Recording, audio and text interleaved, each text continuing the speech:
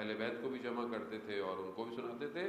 تو جب خدا کوئی ٹاسک، کوئی کام پیغمبر سے خاص لینا چاہتا تھا اور اہل بیت کو جمع کر تو حضرت اللہ یہ بھی روایت جو ہے وہ ہے کہ پیغمبر اکرم صلی اللہ علیہ وسلم نے سب کو جمع کیا اور سورہ فرقان کی ایک آیت کی تلاوت کی، ایک حصہ جو کہ بہرحال ہمارے موضوع سے ریلیٹڈ ہے، وہ آپ کی خدمت میں ہے کہ سورہ فرقان کی آیت نمبر 20 جو ہے وہ اس کو جو ہے وہ پیش کیا اہل بیت کے درمیان میں۔ کیا ہے کہ بسم اللہ الرحمن الرحیم، وما ارسلنا قبلک من المرسلین الا انہم لیاکلون الطعام ویمشون فی الاسواق وجعلنا بعضکم لبعض فتنۃ اتصبرون وکان ربک بصیرا۔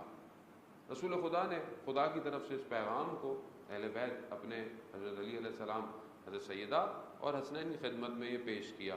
کیا پیش کیا کہ وجعلنا، کہ پہلے بھی ہم نے، پروردگار کہتا ہے کہ ہم نے تمہیں پہلے بھی، تم سے پہلے بھی رسول بھیجے ہیں جو کھانا کھاتے تھے، بازاروں میں جاتے تھے، اور ہم نے تمہیں ایک دوسرے کے لیے آزمائش بنایا۔ جو مین موضوع ہے وہ یہی ہے کہ وجعلنا بعضکم لبعض فتنۃ، یعنی بعض کو تم لوگوں میں سے بعض کے لیے، کچھ کو کچھ لوگوں کے لیے آزمائش قرار دیا، امتحان قرار دیا۔ اتصبرون، کیا تم اس پر صبر کرو گے؟ یہ خدا اپنے حبیب سے کہہ رہا ہے، کیا تم اس پر صبر کرو گے؟ وقانا ربک بصیرا، کہ تمہارا پروردگار بصیرت ہے، یعنی بابصیر دیکھنے والا ہے۔ خوب، اب یہ جو گفتگو تھی جو پیغمبر نے اہل بیت کے درمیان میں کی، وہ کیا ہے کہ خدا جو ہے وہ ایک آزمائش، ایک امتحان لینا چاہتا ہے، ایک امتحان لینا چاہتا ہے۔ یہ سنت الہی ہے عزیزان محترم۔ آج ہم اپنی زندگیوں میں امتحانات سے پریشان ہو جاتے ہیں۔ وہ امتحانات کیا ہیں؟ بیماری ہے، ڈیتھ ہے، فائنینشیل کرائسس ہیں، یہ ساری چیزیں، اور زندگی میں مختلف، یہ سب کیا ہے؟ امتحانات ہے۔ خوب، یہ امتحان سنت الہی ہے۔ پہلے نبی کو خدا نے خلق کیا، پہلے نبی کو جو برزخ کی بہشت تھی، حضرت آدم علیہ السلام کو کیا کہا؟ آزمائش، اس درخت کے پاس نہیں جانا۔ وہ یار پروردگار اتنا سب کچھ کر دیا ہے، ایک درخت کے پاس کیوں نہیں جائے؟ وہ آزمائش ہے، چیک کر رہا ہے خدا، دیکھ رہا ہے۔ وہ اس کے بعد کیا ہوا؟ حضرت آدم، پھر آپ جانتے ہیں کتنے عرصے گریا، زمین پر آنا، آہستہ آہستہ ہر نبی کو آزمائش میں ڈالا۔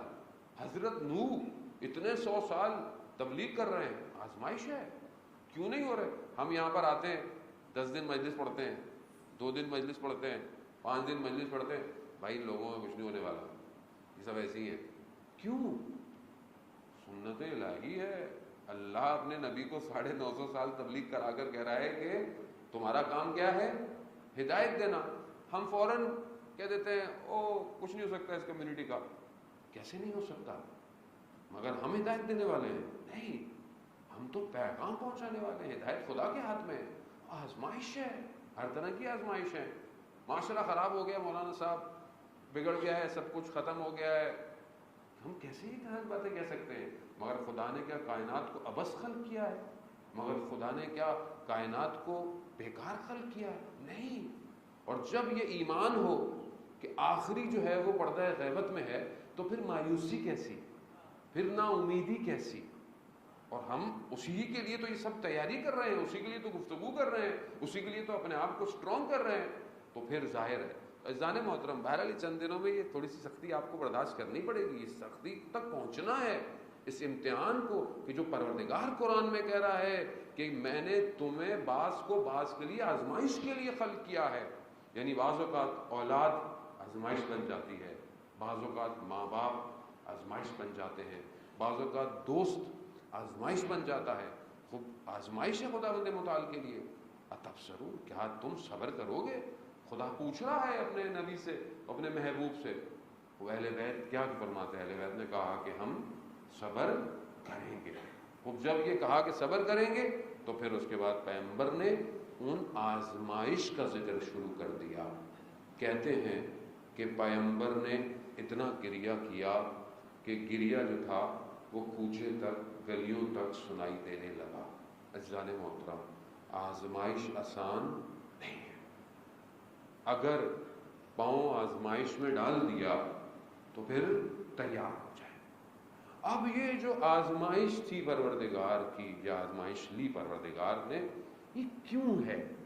اس کی وجہ کیا ہے؟ خدا بغیر آزمائش کے دنیا بناتا، کیوں امتحان لے رہا ہے؟ وہ بغیر امتحان کے ہوتا ہے؟ نہیں عزیزان محترم، حکمت الہی ہے. خدا قرآن کی دوسری آیات آپ کے سامنے ہیں، سنتے رہتے ہیں. خدا کہتے ہیں لِیَبْلُوَکُم، میں نے تمہیں خلق کیوں کیا؟ تاکہ میں تمہیں آزماؤں، تم میں سے احسن عمل کس کا ہے. وہ کیسے خدا چیک کرے گا؟ اور اس کے بعد جب یہ خلقت ہو رہی ہے تو اب آپ کیا سمجھ رہے ہیں؟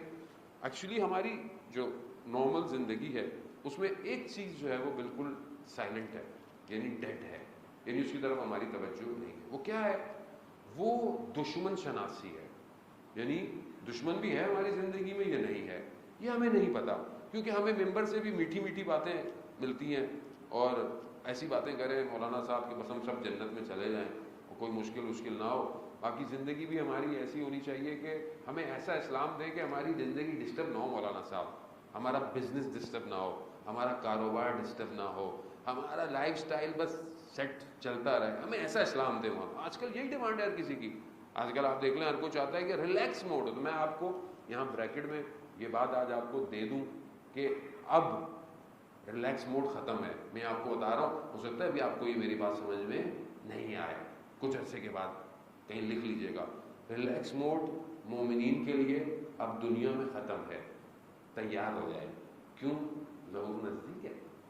آپ کیا سمجھ رہے ہیں کہ ظہور تک اس کائنات کو داخل ہونے کے لیے بغیر کسی امتحان کے ہوگا؟ پاسبل نہیں، اصل پاسبل ہی نہیں. آپ سنت انبیاء دیکھ لیں، جب بھی کوئی نبی کسی شہر میں وارد ہوا ہے، کسی قوم میں آیا ہے، کیا ہوا؟ قرآن کیا ہے؟ قرآن صرف مردوں کو ثواب پڑھنے کے لیے نہیں ہے عزیزان محترم، قرآن زندوں کی ہدایت کے لیے ہے. قرآن عبرت ہے، احسن القصص ہے اس کے اندر.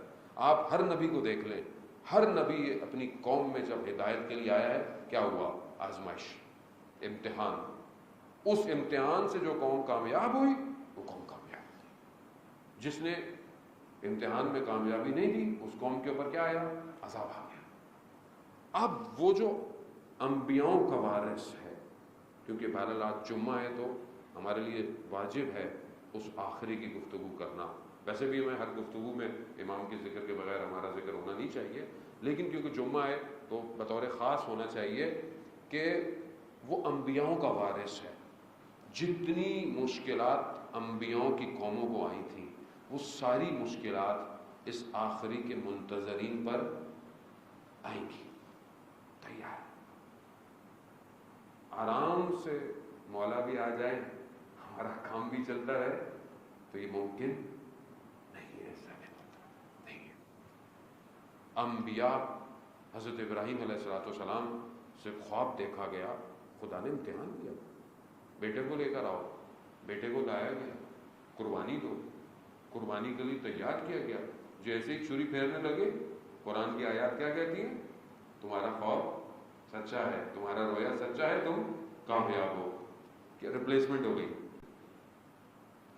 علماء بزرگ کہتے ہیں کہ جب سید الشہداء قتل گودیے گاہ میں تھے اور جب امام حسین علیہ السلام نے کہا یا غیاث المستغیثین، علماء کہتے ہیں کہ امام حسین کا مقصد یہ تھا کہ پروردگار یہ نہ ہو کہ اس ٹائم تو آ کر کہہ دے کہ ہمارا امتحان ختم ہو گیا.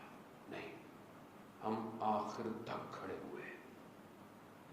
ہمیں قربانی دینی ہے، وہ قربانی کے جس کے لیے حضرت ابراہیم بھی متصل ہوئے ہیں کہ یہی ذبح عظیم ہے. عزیزانہ محترم، یہ بہت بامعرفت گفتگو کہ بہرحال میں چھوٹا سا طالب علم ہوں، شاید میں اتنے بڑے معارف کو اتنی آسانی سے آپ کی خدمت میں پیش نہیں کر سکتا، لیکن امام اس مقام پر آ کر کہہ رہے ہیں کہ پروردگار یہ نہ ہو کہ یہاں پر ایسا ہو جائے کہ تمہارا امتحان پورا ہو گیا، چلو نہیں، یا غیاث المستغیثین، یعنی آخر تک ہم کھڑے رہیں گے. جو ہم نے وعدہ کیا ہے۔ عزیزان محترم، خوب یہ ابتلاءات، یہ امتحانات کیوں ہیں؟ کیونکہ ایک طرف دشمن بھی ہے۔ کون ہے دشمن؟ قرآن کیا کہہ رہا ہے؟ کون ہے تمہارا سخت ترین دشمن؟ شیطان ہے۔ شیطان جب یہ قرآن کے اندر یہ کہہ رہا ہے کہ میں انہیں دائیں بائیں آگے پیچھے یعنی چاروں طرف سے شیطان کہہ رہا ہے کہ میں انہیں صراط مستقیم کی طرف نہیں جانے دوں گا، میں انہیں گمراہ کروں گا۔ یعنی گویا اس نے اپنی 6000 سالہ عبادت کو داؤ پہ لگا دیا ہے کہ میں ایک، آپ بولیں کہ شیطان کو مجھے اس سے کیا، مجھے کیا تعلق ہے، میں کوئی نہ کوئی مولانا ہوں، نہ کوئی عالم ہوں، نہ کوئی پریچر ہوں، نہ کوئی وہ ہوں، نہ آپ اپنے آپ کو کم سمجھے، مگر شیطان آپ کے اوپر توجہ پوری کیے بیٹھا ہے۔ خوب یہ اس نے قرآن میں یہ گفتگو کی ہے، آسان نہیں ہے قرآن میں اس کا دعویٰ کرنا کہ میں یہ کر دوں گا، میں وہ کر دوں گا۔ اب جب یہ کرے گا تو پھر کون ہے جو ہمیں اس کے دام سے بچائے گا، اس کی چیزوں سے بچائے گا؟ عزیزان محترم، اصل جو امتحانات ہے وہ نعمت کا ہے، اور سب سے بڑی نعمت ولایت ہے۔ جو اس ولایت کو ایکسیپٹ کرے گا تو اسے امتحان دینا پڑے گا۔ عزیزان محترم، یہی ہماری گفتگو ہے، وقت کیونکہ بہت تھوڑا سا ہے، حسب توفیق انشاءاللہ ہم گفتگو ہماری جاری اور ساری رہے گی، لیکن اس نعمت کی یہ جو خدا قرآن میں بھی کہہ رہا ہے کہ لوگوں نے نعمت کو کفر میں بدل دیا۔ کون سی نعمت ہے یہ کہ جس کو لوگوں نے بدل دیا؟ یہ کوئی اور نعمت نہیں ہے، یہ نعمت ولایت علی ابن ابی طالب علیہ السلام ہے۔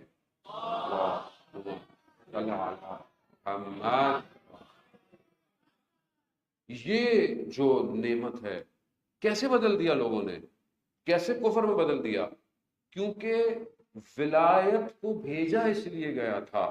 یہ جو انسانیت ہے، یہ جو بشریت ہے، نبوت کے بعد اس تحت ولایت چل کر کمال تک پہنچے، اپنے ڈیسٹینیشن تک جس کے لیے اس کو خلق کیا گیا ہے۔ اب شیطان نے کیا کیا؟ اپنی پوری عبادت کو، اپنے سارے پتوں کو، اپنی ساری چیزوں کو ڈال کر، اپنے آخری حربوں کو ڈال کر کیا کیا؟ انسانیت کو اس نعمت سے دور کر دیا۔ رسول خدا کے جانے کے بعد جو واقعہ پیش آیا وہ کیا ہے؟ یعنی اس نعمت کو کفر میں تبدیل کر دیا گیا، نعمت کا انکار کر دیا۔ کائنات بنی اس لیے تھی کہ تحت ولایت علی ابن ابی طالب حرکت کرے، موو کرے، اس جگہ پہنچے کہ جو اس کا ڈیسٹینیشن ہے۔ یہ جملہ صرف اس لیے نہیں ہے کہ ہم شیعہ ہیں، یہ جملہ اس لیے نہیں ہے کہ میں کوئی خطیب ہوں، یہ حقیقت ہے، یہ حقیقت ہے۔ کیونکہ جب تک ہم ان ہستیوں کو پہچانیں گے نہیں عزیزان محترم، ہم ان باتوں پر نہ تو مان سکتے نہ عمل کر سکتے۔ جو جتنا اس ولایت کو قبول کرتا ہے اتنا اس کی زندگی عملاً یعنی پریکٹیکل انہی کی ولایت کے تحت ہوتی ہے۔ اب اگر اس پہ امتحان آ رہا ہے، ابتلاءات آ رہی ہیں، وہ اس سے ڈرتا نہیں ہے، کیونکہ جیسے ہی اس نے اس ولایت کو ایکسیپٹ کیا تھا اسے آزمائش امتحانات دینی ہے۔ کیوں دینی ہے؟ کہ جو خود حق ہے، علی مال حق وحق مال علی، یعنی جو خود حق ہے وہ خود اس کائنات کو امتحانات کو قبول کر رہا ہے، خود حق۔ یعنی مولا کائنات کے لیے یہ آسان نہیں تھا گلے میں رسی ڈالنا۔ آپ کیا سمجھتے ہیں وہ جس نے 2 انگلیوں سے خیبر کو کھاڑا ہو، اس کے لیے اسلام کی خاطر گلے میں رسی ڈلوا دینا آسان نہیں ہے۔ ہم جملے کہہ کے گزر جاتے ہیں، لیکن وہ عین ہی حق، وہ جانتا ہے خالق کے پورے پلان کو کہ اس سسٹم کو مجھے کیسے چلانا۔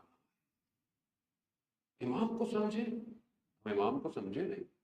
امام سجاد علیہ السلام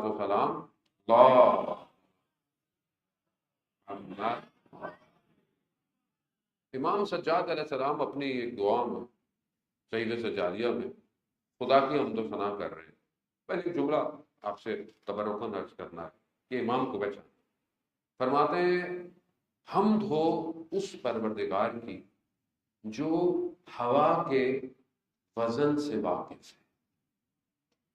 یعنی کون پروردگار؟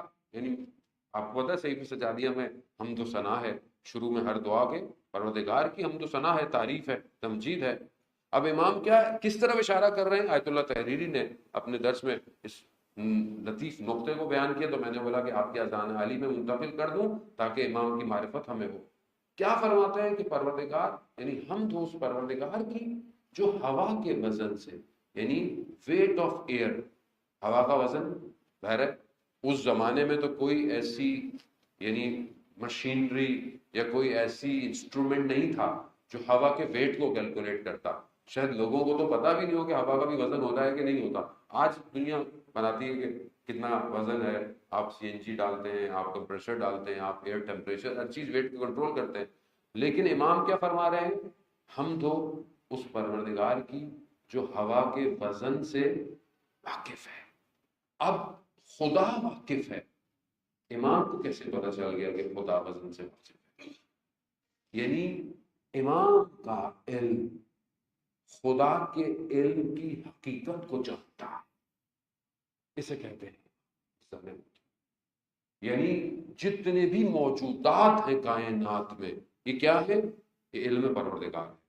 دنیا کی ہر چیز، چاہے وہ زمین کی تہ میں ہو، چاہے وہ آسمانوں میں پوشیدہ ہو، چاہے وہ ہمارے بدن کے اندر ہو، چاہے وہ ہمارے ذہنوں میں ہو، چاہے وہ ہمارا پاسٹ ہو، چاہے وہ ہمارا فیوچر ہو، خدا کا علم ان ساری چیزوں کو رکھتا ہے. امام وہ ہے جو خدا کے علم کو، حقیقت کو جانتا ہے. امام اسے کہتے ہیں، اس لیے خدا کا نمائندہ ہے.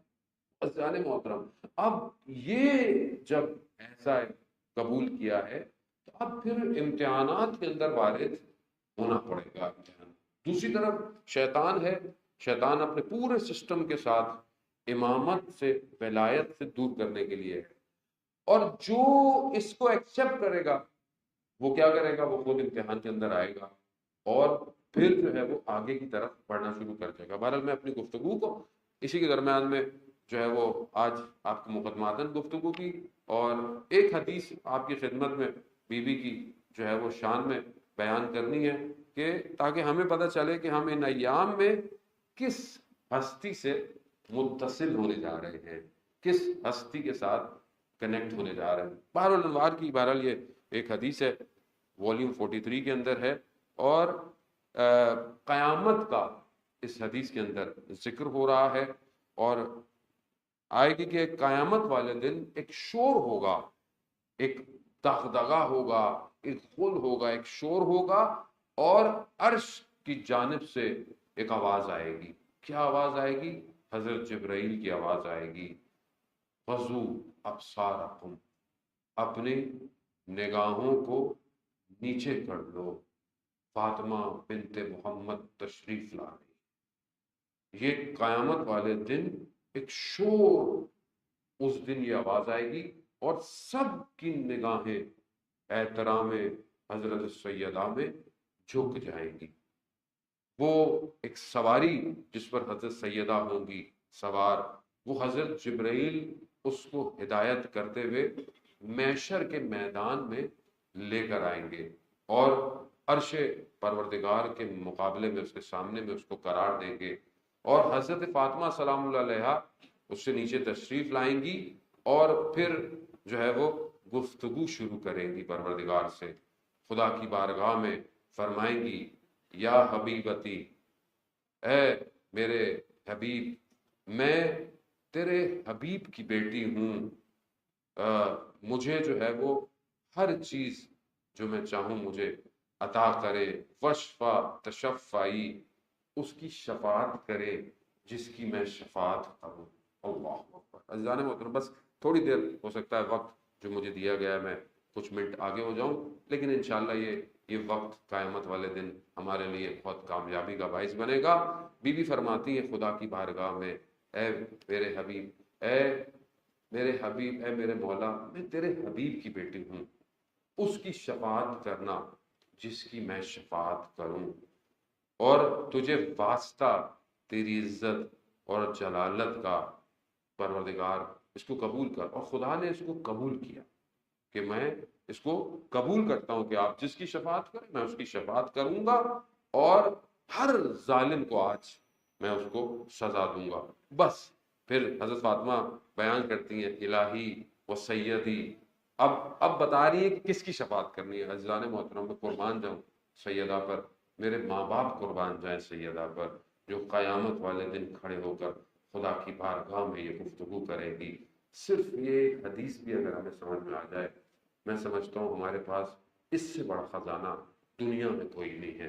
بی بی فرماتی ہے الہی و سیدی ذریتی، اے میرے پروردگار، اے میرے آقا، میری اولاد کی شفاعت، وہ شیعتی، اور میرے شیعوں کی شفاعت کر، وہ شیعت و ذریتی، اور میرے اولاد کے شیعوں کی شفاعت کر، وہ محبی، اور مجھ سے محبت کرنے والوں کی شفاعت کر، وہ محب ذریتی، اور جو میری اولاد سے محبت کرتا ہے پروردگار تو اس کی بھی شفاعت کر.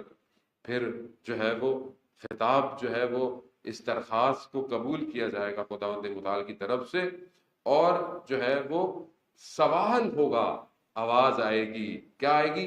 اینا ذریت فاطمہ، کہاں ہے فاطمہ کی ذریت، کہاں ہے اس کے شیعہ، کہاں ہے اس کی محبت کرنے والے، اور کہاں ہے اس کی اولاد سے محبت کرنے والے. تو پھر اچانک سے فرشتے جو ہے وہ ان سب کو لے آئیں گے، اور وہ سب حضرت سیدہ کے ساتھ بہشت میں جو ہے وہ داخل ہو جائیں گے. عزیزان محترم، اب یہ کمال ہے.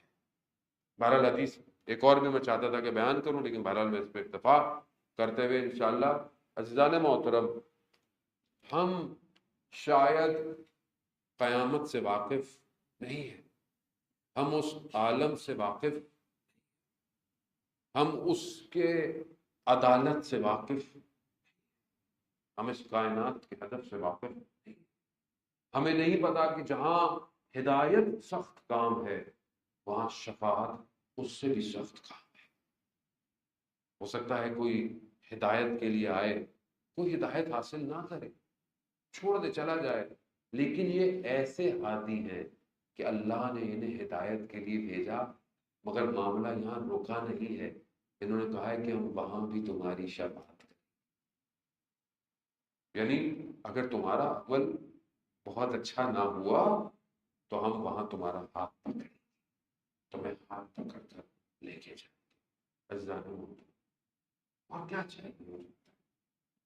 جہاں بیوی فرما رہی ہے کہ پروردگار میری اولاد، میرے شیعہ، میرے اولادوں کے شیعہ، مجھ سے محبت کرنے والوں کو. عزیزان محترم، میں یہ تو نہیں کہہ سکتا اپنے بارے میں کہ میں بی بی کا شیعہ ہوں. میں بہت گناہگار ہوں، خطا تھا، بہت ضعیف، بہت کمزور. ذرا سی امتحان زندگی میں آتا ہے لڑکڑا جاتا ہے. عبادت میں کھڑا ہوتا ہوں دھیان کہیں اور ہوتا ہے، سجدہ بھی سر رکھتا ہوں پتہ نہیں کن چکروں میں ہوتا. اپنی زندگی کے گرد اس ریشم کے کیڑے کی طرح جو کہ دھاگا بنتا ہے. کتنا مہنگا ہے ریشم، سلک کتنا مہنگا ہوتا ہے، لیکن ہوتا کیا ہے؟ خود اس کیڑے کو مار دیتا ہے. ہوتا خوبصورت ہے، مہنگا بھی ہے، لیکن وہ خود کیڑا مر جاتا ہے. ویسا ہی میں پتہ نہیں جس کو اپنی عبادت سمجھتا ہوں، جس کو اپنے اچھے کام سمجھتا ہوں، شاید یہ میں اپنے نفس کے لیے کرتا ہوں، لیکن کون ہے جو مجھے بچائے؟ یہی ہستیاں ہیں.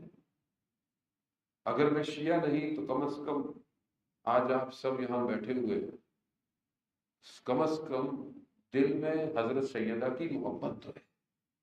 بس یہی کافی ہے کہ بی بی قیامت میں کہے گی کہ پروردگار جو مجھ سے محبت کرتے ہیں. خدا بھی کہے گا کہ کہاں ہے جو فاطمہ سے محبت کرتے ہیں. بس وہیں اگر ہمارا وجود ظہور کر گیا ظالم محترم، بس ہماری دستگیری ہے، ہمیں پکڑ کر بہشت میں لے جایا جائے. اور ہمیں کیا چاہیے؟ ایک مقام پر حضرت سیدہ ارشاد فرمائے گی پروردگار میں بہشت میں داخل ہو رہی ہے، حدیث میں بیان ہوتا ہے، بی بی فرمائیں گی پروردگار تو میرے مقام کو آج مجھے دکھا۔ پروردگار کہے گا کیا؟ کہا پروردگار اگر کسی کے دل میں بھی میرے لیے کچھ ہے تو مجھے آج دکھا۔ تو جس کے دل میں ذرہ برابر بھی سیدہ کی محبت ہوگی اسے دکھا دیا جائے گا۔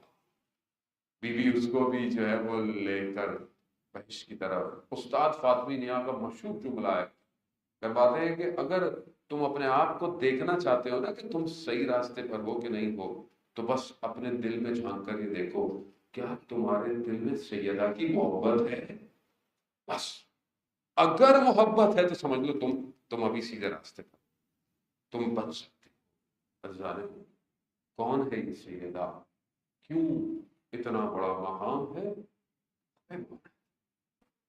آج ایک روایت کے مطابق شب شہادت، دو روایتیں جو سب سے زیادہ ہمارے یہاں عمل کی جاتی ہیں، 75 75 ڈیز اور پھر 95 ڈیز۔ آج ایک روایت کے مطابق شب شہادت، آج وہ شب ہے کہ جو علی کے گھر میں ایک گریہ کا سما ہے۔ آج سیدہ کے بچے یتیم ہو، آج حسن و حسین کو کھانے کھلانے والی ماں، ان کے سروں پر ہاتھ پھیرنے والی ماں، اور جنازے کی صورت میں عزیزان محترم خدا کا شکر کریں کہ پروردگار نے ان آنسوؤں کو اس قابل قرار دیا کہ یہ ان کے لیے گریہ کرے۔ یہ گریہ صرف اس دنیا میں نہیں ہے بلکہ یہ ہر عالم میں گریہ۔ بس عزیزان محترم بس تیزی سے چند مسائل۔ رسول خدا کا آخری وقت ہے، بیوی اپنے بابا کے سہارے بیٹھی ہوئی ہے، دروازہ کھٹکھٹایا جاتا ہے، دخل باب ہوتا ہے۔ بیوی پوچھتی ہے کون ہے؟ کہا رسول خدا کی زیارت پر آیا۔ کہا کہ ابھی ان کی طبیعت ٹھیک نہیں ہے، آپ بعد میں آئیے گا۔ کہا میں بہت دور سے آیا ہوں۔ کہا ابھی مساعدت نہیں ہے۔ تھوڑی دیر پھر گزرتی ہے، پھر دروازہ کھٹکھٹایا جاتا ہے۔ کہا کون ہے؟ کہا رسول خدا کی زیارت کے لیے آیا۔ کہا کہ میں نے کہا نا کہ ابھی ان کی حالت ٹھیک نہیں ہے۔ رسول خدا کہتے ہیں فاطمہ آپ جانتی ہیں یہ کون ہے؟ کہا نہیں۔ کہا یہ حضرت اسرائیل ہے۔ آپ کے احترام میں، بس عزیزان محترم یہ جملہ کافی ہے ہونے کے لیے مسلمانوں کے لیے کہ حضرت اسرائیل بی بی کے احترام میں اجازت لے کر آ رہے ہیں، سلام ہو ان مسلمانوں پر۔ اللہ اکبر اللہ اکبر یا رسول اللہ، یہ حضرت اسرائیل ہیں اور آپ زندہ ہیں، ملائکہ اجازت لے کر آ رہے ہیں، اجازتیں طلب ہو رہی ہے، مگر آپ کے جانے کے بعد یہ امت بغیر اجازت کے آئے گی۔ بی بی میری صدا دیتی رہے گی کہ تم نہیں جانتے میں کون ہوں۔ کہا کون؟ کہا فاطمہ۔ کہا ہوا کرے ہم تو اس دروازے کو آگ لگائیں گے۔ ہاں داداران محترم روایات کہتی ہیں کہ دروازے کو آگ بھی لگی، دروازے کو دھکا دیا گیا، نہ جانے در و دیوار میں ارے وہ رسول کی اکلوتی بیٹی آ گئی۔ پھر کیا ہوا؟ پھر وہ ایک بچہ شہید ہوتا ہے۔ بس عزیزان محترم بہت تیزی سے اور التماس سے دعا، ان شب اور مختلف آپ گریہ اور مصائب سنتے رہیں گے۔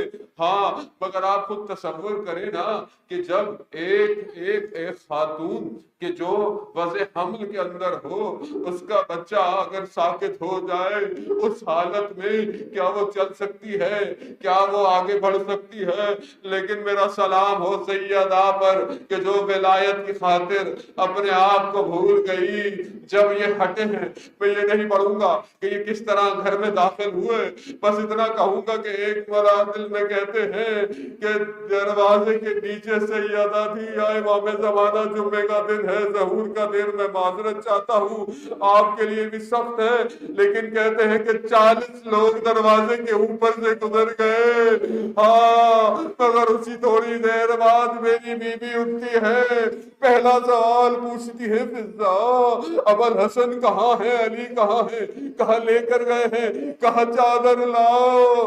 ارے اسی حالت میں جاتی ہے، کوچے میں دیکھتی ہے علی کے گردن میں رسی ہے، گھسیٹا جا رہا ہے، اپنے ہاتھ سے علی کے کمر بند کو پکڑا، لیکن جب دشمن نے دیکھا کہ فاطمہ کا ہاتھ نہیں چھڑایا جا سکتا تو خلاف شمشیر سے اس لعین نے وہ زخم ڈالے ہیں کہ جو زخم آخری رات تک سیدہ کے ہاتھ میں۔ الا لعنت اللہ علی القوم الظالمین وسیعلم الذین ظلموا ای منقلب ینقلبون۔ پروردگار امام زمانہ کے ظہور میں تعجیل عطا فرما، ہمیں ان کے ناصروں ان کے مددگاروں میں شمار فرما۔ پروردگار ہماری اس عبادت کو اپنی بارگاہ میں قبول فرما۔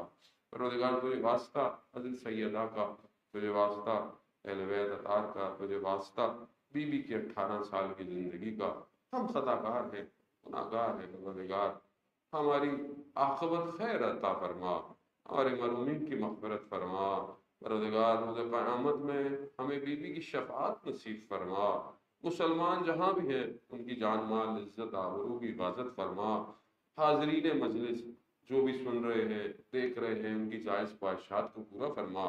جو بیمار ہیں سیدہ کا واسطہ، سیدہ کی بیماری کا واسطہ، سیدہ کی تکلیف کا واسطہ تجھے پروردگار ان سب کو شفائے کاملہ اور عاجلہ عطا فرما۔ پروردگار ہمیں حج عمرہ اور زیارات کی توفیق عطا فرما، اس بیماری کو، اس وائرس کو انسانیت سے دور فرما۔ اللہم ارزقنا زیارت الحسین فی الدنیا و شفاعتہ فی الآخرہ مع الحسین۔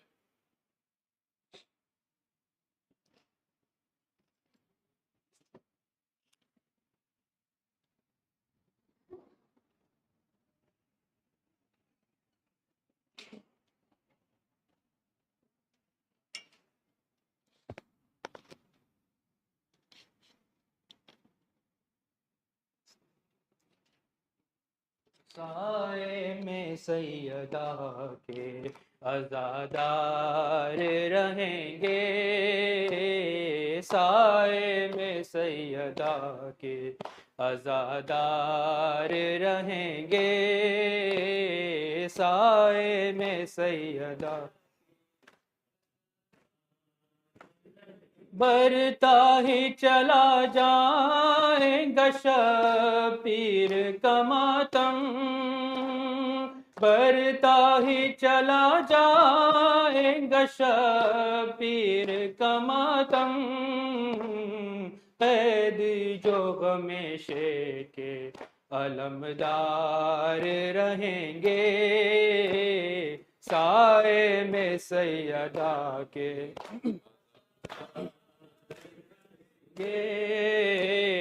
سائے میں سیدہ کے۔ ہم قبر میں سو جائیں گے جب بے خبری سے، ہم قبر میں سو جائیں گے جب بے خبری سے، ماتم کے نشانوں میں بیدار رہیں گے، سائے میں سیدہ کے گے، سائے میں سیدہ۔ ہر چیز کو دنیا میں فنا ہونا ہے ایک دن، ہر چیز کو دنیا میں فنا ہونا ہے ایک دن، قائم غم شبیر کے آثار رہیں گے، سائے میں سیدہ کے عزادار رہیں گے سائے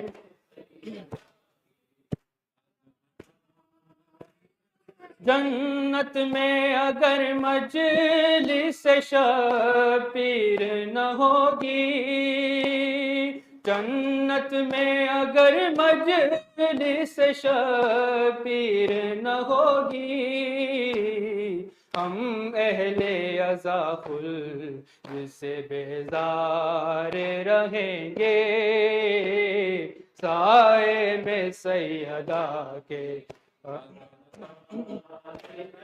گے سائے میں ایک بار ذرا نام علی لے کے تو دیکھو ایک بار ذرا نام علی لے کے تو دیکھو مشکل میں مددگار وہ ہر بار رہیں گے سائے میں سیدہ کے عزادار رہیں گے سائے میں سیدہ کے عزادار رہیں گے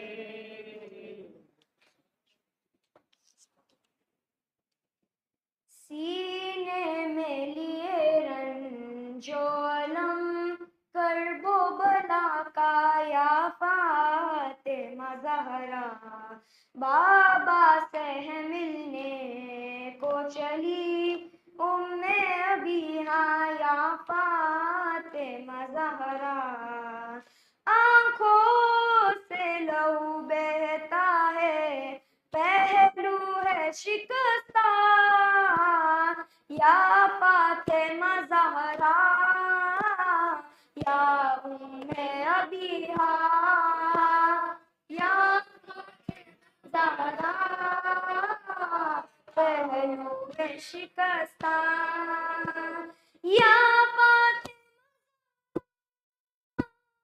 یا ابیہا یا فاطمہ زہرا یا فاطمہ زہرا یا فاطمہ زہرا یا فاطمہ امت نے بہت آپ کو تڑپایا بی بی ہر حق کے لیے آپ کو ترسایا ہے بی بی غاصب نے جو دربار بلوایا ہے بی بی اس دکھ سے لرزنے لگا خود عرش خدا کا یا فاطمہ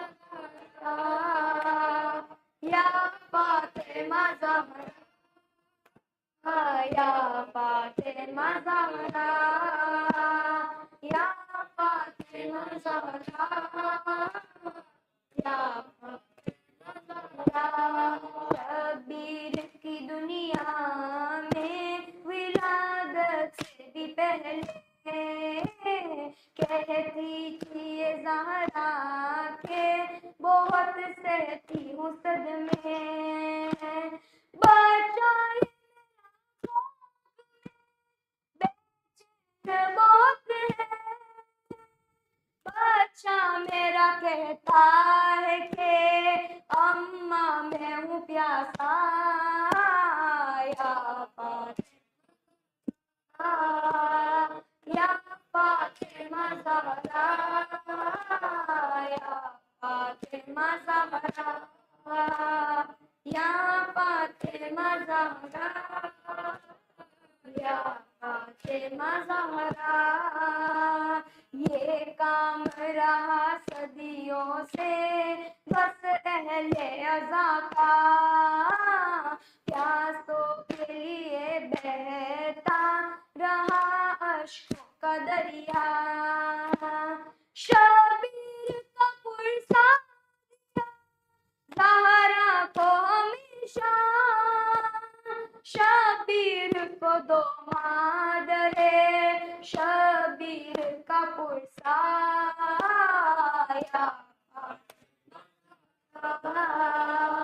یا فاطمہ زہرا یا فاطمہ زہرا یا فاطمہ زہرا یا فاطمہ زہرا ماؤں سے عزاداروں کی زہرا نے کہا ہے عاشور کے مقصد کا برہم تم نے رکھا ہے بچوں کو آزاداری پر قربان کیا شر میں چکاؤں گی میں قرضہ یہ تمہارا یا زہرا یا فاطمہ زہرا یا فاطمہ زہرا یا فاطمہ زہرا یا فاطمہ زہرا سورۃ المبارکۃ الفاتحہ.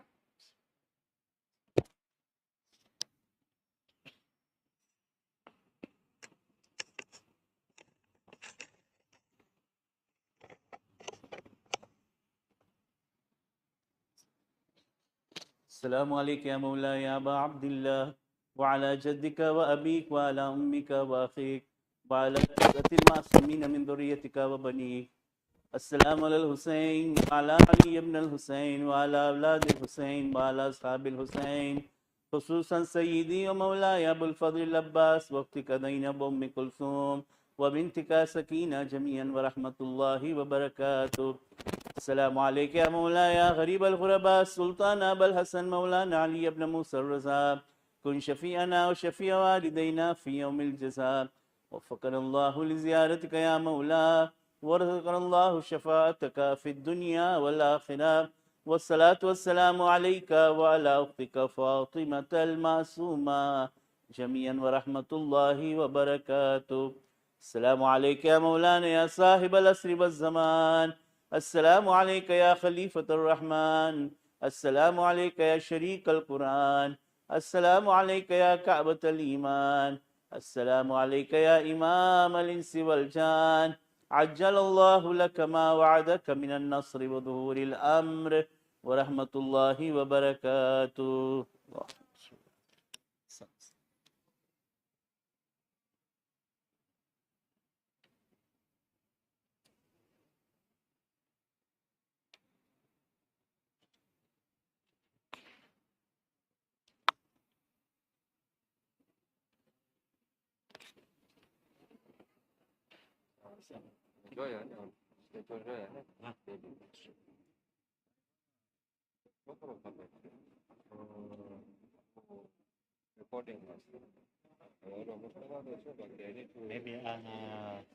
તમને કોણ લાગે છે કે બરાબર કરી શકે? મોહમ્મદ દેવજી જે અહીંયા ઓલો કેમેરા નાખ્યો ને ઓલો છોકરો બરાબર